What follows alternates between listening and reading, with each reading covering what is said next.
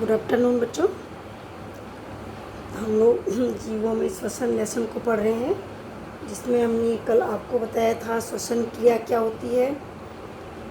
और श्वसन दो प्रकार के होते हैं, निश्वसन और निश्वसन।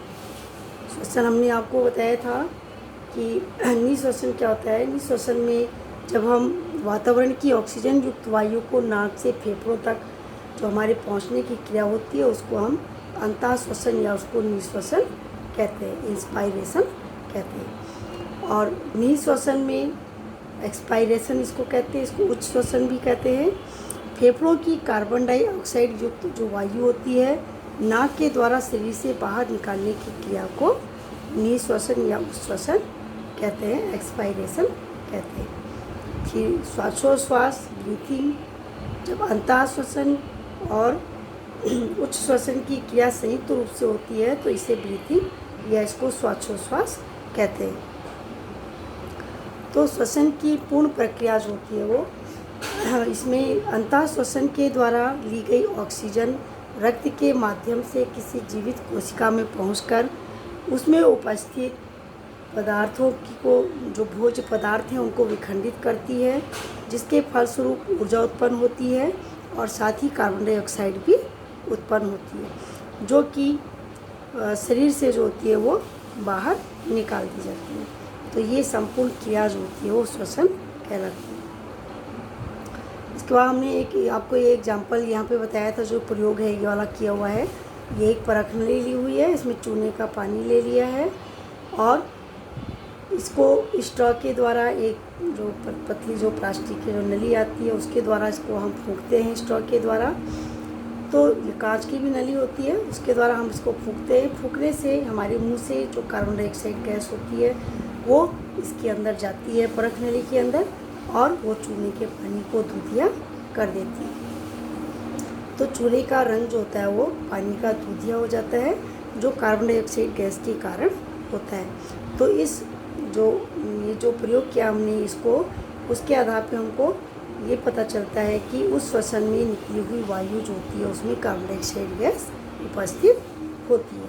उस श्वसन या इसको एक्सपायरेशन कहते हैं, जिससे जो वायु हम छोड़ते हैं, कौन सी छोड़ते हैं, हम कार्बन डाइऑक्साइड गैस छोड़ते हैं और ऑक्सीजन गैस लेते हैं। तो जो ऑक्सीजन गैस हम लोग अंदर को लेते हैं उसको इंस्पायरेशन या उसको निश्वसन कहते हैं या उसको अंतःश्वसन भी कहते हैं।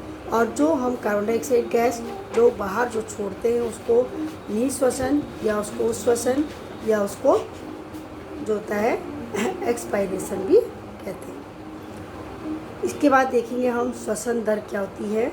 श्वसन दर प्रत्येक जो व्यक्ति होते हैं, हर व्यक्ति में, जैसे एक सामान्य व्यक्ति है उसमें प्रति मिनट जो होता है सांस लेने की प्रक्रिया कितनी बार होती है, तो ये हम उसमें देखते हैं। तो जिस दर से मनुष्य 1 मिनट में सांस लेता है एवं छोड़ता है उस दर को श्वसन दर कहते हैं। सामान्य स्थिति में, सामान्य का मतलब जब व्यक्ति जो होता है विरामावस्था में होता है, मतलब आराम की स्थिति में होता है, तो उसमें व्यक्ति औसतन 1 मिनट में 15 से 18 बार सांस लेता और छोड़ता है। अधिक श्रम कार्य करने वाले जो व्यक्ति होते हैं उनकी श्वसन दर जो होती है 1 मिनट में 25 बार जो होती है या 25 बार प्रति मिनट तक उनकी बढ़ जाती है, क्योंकि कार्य करने वाला व्यक्ति जो होता है वो उसको अधिक श्रम उसको करना पड़ता है और जिससे उसकी श्वसन दर जो होती है वो बढ़ जाती है। तो शारीरिक कार्य जब कोई व्यक्ति करता है, जैसे दौड़ते हैं, कसरत करते हैं, सीढ़ियाँ चढ़ते उतरते हैं, तो उसमें जो श्वसन दर होती है वो क्या हो जाती है, वो हमारी बढ़ जाती है। तो अंतःश्वसन और निश्वसन में वायु की मात्रा को जो मापा जाता है उसको श्वास मापन, उसको स्पायरोमेट्री कहते हैं। और जिस यंत्र से इसको मापा जाता है श्वास मापी यंत्र से कहते हैं, स्पायरोमीटर कहते हैं। इसके बाद देखिए श्वसन की आवश्यकता।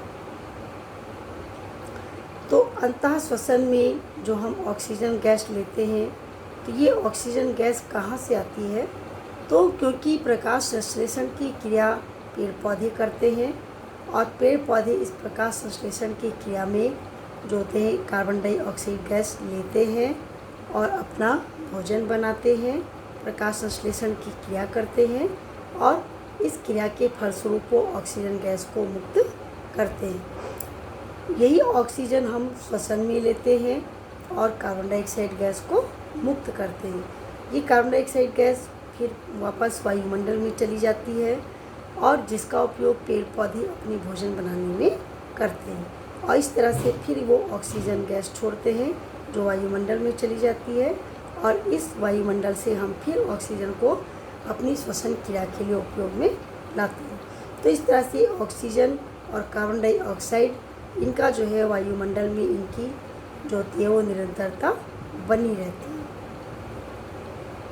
तो शरीर में सारी प्रक्रियाएं सुचारू रूप से होती रहे, इसके लिए ऊर्जा की निरंतर आवश्यकता होती है और ये ऊर्जा हमको भोजन के विखंडन से प्राप्त होती है। तो भोजन में उपस्थित जो जटिल अणु होते हैं उनको सरल अणुओं में टूट जाते हैं। तो भोजन में उपस्थित जटिल अणुओं का सरल अणुओं में टूट जाना और भोजन का विखंडन कहलाता है। तो कोशिका के अंदर जो भोजन होता है ग्लूकोज श्वसन क्रिया में ली गई ऑक्सीजन का ये उपयोग करते हैं और उपयोग करके इसको कार्बन डाइऑक्साइड और जल में इसको विखंडित कर देते हैं, जिसके फलस्वरूप ऊर्जा जो होती है वो उत्पन्न होती है। तो देखिए ये ग्लूकोज है जो भोजन में हम लोग लेते हैं इसको और इस पर जो वायुमंडल की जो ऑक्सीजन जो हम सांस श्वसन क्रिया में जो लेते हैं तो ये ऑक्सीजन इस भोजन पे भोज्य पदार्थ पर जो होती है वो क्रिया करती है, उनको जटिलतम अणुओं को सरलतम अणुओं में ये तोड़ देती है। तो इस तरह से भोजन का विखंडन हो जाता है और विखंडन होने के बाद ये कार्बन डाइऑक्साइड जल और ऊर्जा में बदल जाती है।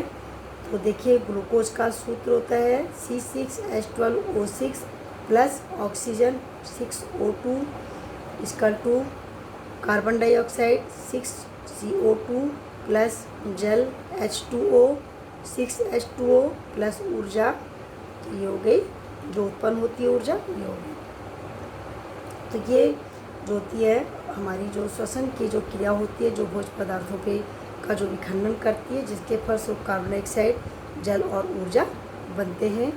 ये कार्बन डाइऑक्साइड भी जो होती है ये शरीर से बाहर निकाल दी जाती है श्वसन क्रिया में, निःश्वसन के द्वारा जल उत्पन्न होता है जो शरीर के विभिन्न कार्यों में उपयोग में आता है और अनावश्यक जल शरीर से बाहर निकाल दिया जाता है और ऊर्जा जो उत्पन्न होती है ये हमारी विभिन्न प्रकार के जैविक कार्यों को उपयोग में लाई जाती है, करने के लिए उपयोग में लाई जाती है। तो बच्चों ये देखिए ग्लूकोज है भोज्य पदार्थ, इसका ये रासायनिक सूत्र है C6H12O6 oxygen O2 carbon dioxide CO2 जल H2O और ऊर्जा। जब हम यहाँ पे समीकरण को बैलेंस करते हैं, बैलेंस करने के लिए हमने आगे इसमें 6 लगाया हुआ है, यहाँ पे 6 लगाया है, यहाँ पे 6 लगाया है। तो देखिए यहाँ पे समीकरण हमारी बैलेंस है 6 है, 6 है, उसके बाद H12 है, H यहाँ पे 6 दूनी 12 H हो गया, 12 H हो गया, O6 6O2 6 दूनी 12 6 18 ऑक्सीजन है। तो 6 दूनी 12 और 6 18 ऑक्सीजन है। इस तरह से हमारी ये समीकरण जो है ये बैलेंस हो गई। तो इस तरह से बच्चों ये श्वसन की जो क्रिया होती है इस तरह से ये शरीर के अंदर जो होती है ये संपादित होती है और इस तरह से ये भोज्य पदार्थों का विखंडन करती है, जिसके फलस्वरूप कार्बन डाइऑक्साइड जल और ऊर्जा उत्पन्न होते हैं।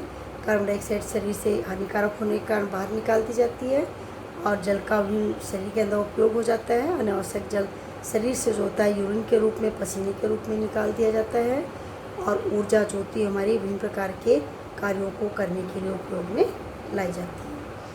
तो इसको बच्चों आप लोग कॉपी में इसे कर लीजिएगा। इसके आगे हम लोग अब नेक्स्ट डे में पढ़ेंगे।